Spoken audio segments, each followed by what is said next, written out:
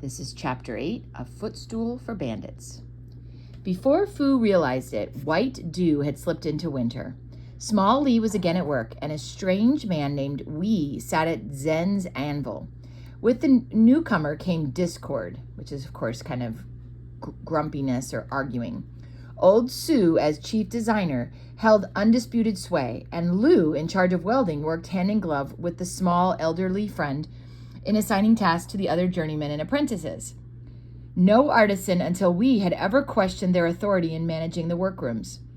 He it was who dared to suggest changes in old Su's cunning designs, who informed Lu that the welding might be improved, who offered Tang none of the respect and courtesy due a proprietor from one of his employees. As the days passed, young Fu and the others in the establishment awaited with interest for destruction to seek out the newcomer, but nothing happened. Old Su's expression when it rested on Wei changed from cynical amusement to active ill humor. Lu's sharp voice acquired a thinner edge in giving orders.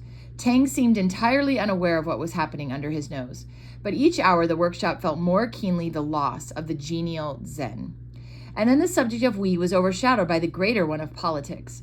Chongqing had experienced more fighting, and a new governor controlled Sichuan province. How long he would remain in office was as much a matter of conjecture as the sort of executive he would make. There was common talk of a government at Nanking, Peking, for the first time in centuries. Let me read that again. There was common talk of a governor at Nanking. Peking, for the first time in centuries, did not bear its name Northern Capital. It had become instead Ping, Northern Peace.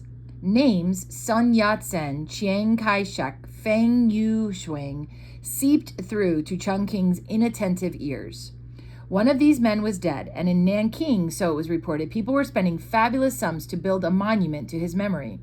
This much young Fu gleaned, though which man was dead he could not say, nor did he know what deeds the monument was supposed to commemorate.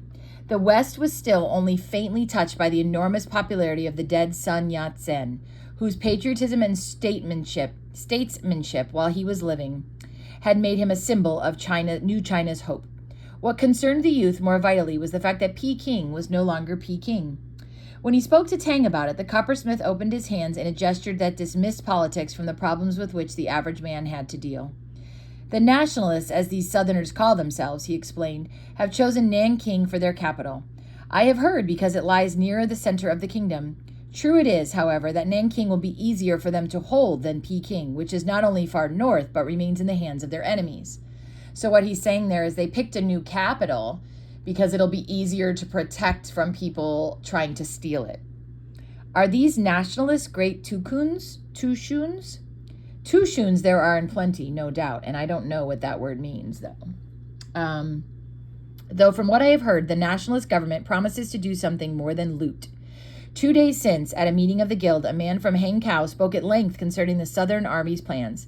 They wish to copy many of the foreigners' ways of living, among them good roads, hospitals, and schools that even the poor may attend. These are all good, but for me, the worth of some of their ideas has yet to be proved.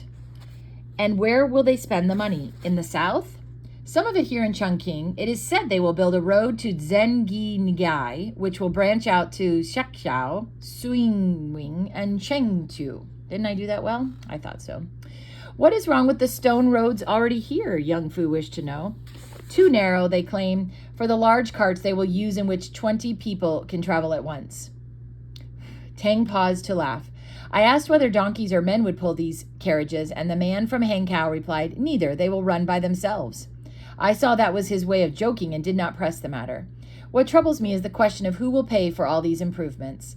It may be that they have some way of taking loot from their generals and using it for the good of the country, though that is even less likely to happen than carts to run without help. This new governor is said to be one of their men. We shall see if he is any different from 100 others. Indirectly, the new Tushun affected Tang at an early date. From the officials of Hachao, a city on the Lin River, came an order for a gift of brasses to be presented to His Excellency. The coppersmith was elated over this large, out-of-town commission. It was another proof of his growing reputation for fine work. When it was finished, the whole shop breathed with relief. Tang had taken such pains to see that each item was executed perfectly that they were glad when the last shining piece was off their hands. At the last moment, the master decided to attend personally to the delivery, and he turned to young Fu. Since you seem to have no fear of devils, you may go with me. River bandits are simply devils in another form, and it may be you will escape their attention as well as you did the fire dragon in the past. Either you have the special favor of Kuan Yin, or you are of so little importance that even the devils pass you by. Remember, they have a lot of superstitions, right?